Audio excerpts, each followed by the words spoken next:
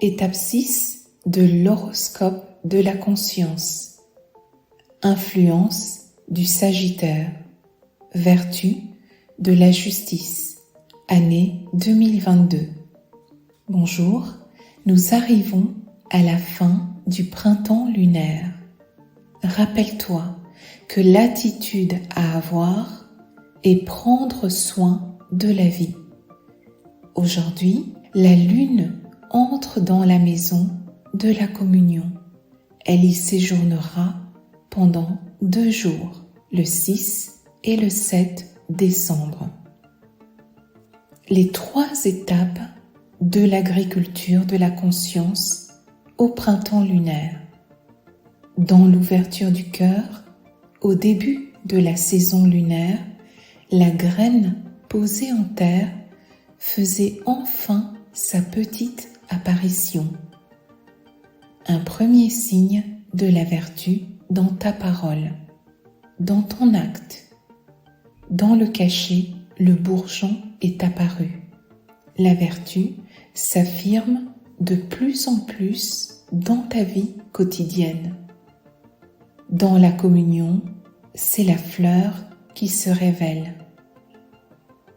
À l'intérieur de ce monde, nous avons les 2 principes, l'étamine, l'organe mâle de la fleur, et le stigmate, l'organe femelle de la fleur. Dans l'homme, la pensée, l'organe masculin, et la volonté, l'organe féminin. Dans ton être, à ce stade de la lunaison, se produit une communion entre ta pensée et ta volonté. Le feu, la vertu qui anime ta pensée, rayonne une lumière, un goût, un parfum, une vibration jusque-là méconnue à ta volonté. Peu à peu, elle s'ouvre à cette vertu, elle apprend à la connaître, elle la goûte, elle la ressent en communion avec elle dans un acte. Ta pensée et ta volonté, les 2 principes en toi sont unis. Elles partagent des moments ensemble au moyen de tes mots, tes paroles, de tes habitudes et de tes actions. Ce mécanisme se produira en toi au cours de ces 2 journées dans la communion. En quoi consiste la communion ? La communion est une union où l'on est ensemble, où l'on forme une unité, tout en restant chacun soi-même. On gagne un ami, on gagne une richesse, une beauté. C'est la communion véritable, où règne le respect. Premier exemple d'une communion avec une vertu, la vertu de l'ouverture du cœur. Un ami, une amie ou un proche communique avec toi pour discuter d'un sujet plutôt délicat. Sa délicatesse tient au fait que vous avez 2 idéologies de vie tout à fait différentes. Généralement, vous êtes rarement du même avis. Sur cette lune, tu as décidé de travailler, de semer la vertu de l'ouverture du cœur. Pendant l'échange, tu es en écoute objective. Il n'y a pas de parti pris dans ta pensée. Ta conscience n'a ni image, ni pensée, ni concept. Tu es dans l'accueil de ce qui est dit. Cela te permet de goûter la parole, de goûter le message, de le ressentir jusque dans ta chair. À travers cette écoute objective, tu communies avec ton ami, avec son histoire jusqu'à devenir il ou elle pour un instant.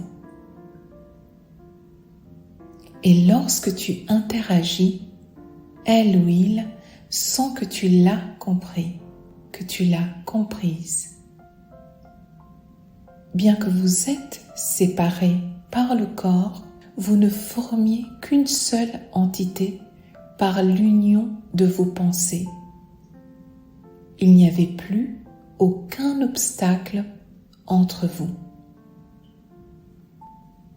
Cette communion peut avoir lieu entre un parent et son enfant, entre un salarié et son employeur, entre un thérapeute et son patient, entre l'homme et l'arbre, entre l'homme et l'animal, etc. Par un cœur ouvert qui mène à la communion, nous gagnons un ami, une richesse, une beauté. Deuxième exemple d'une communion avec une contre-vertu. Une vertu ou une contre-vertu est une intelligence, une force. Que nous en soyons conscients ou non, ils sont présents dans nos vies et s'en occupent activement. La vertu de l'amour est un univers entier qui guide et inspire l'homme.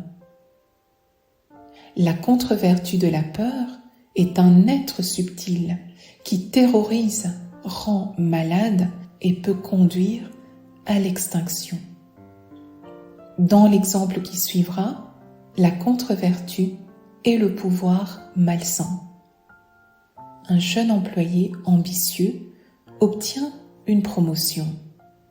Son rêve est exaucé, il est enfin à la tête d'un service.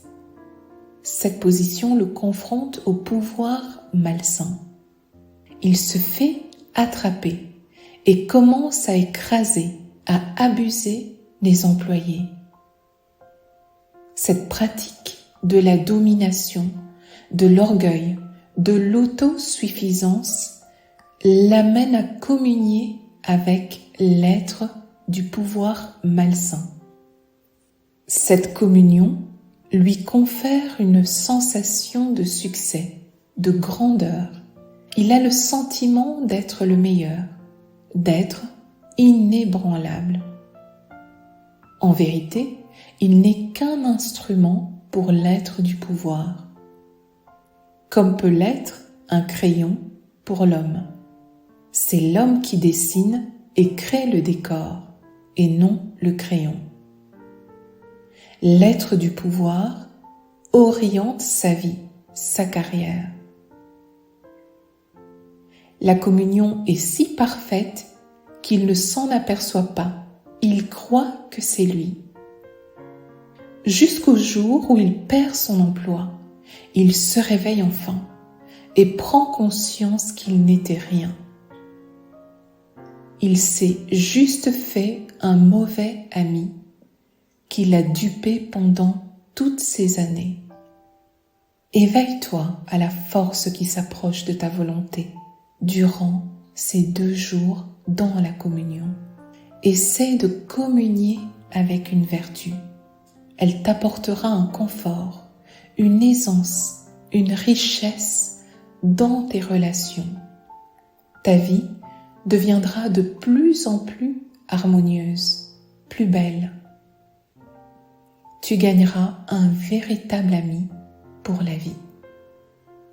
Je te retrouve le jeudi 8 décembre pour une autre indication.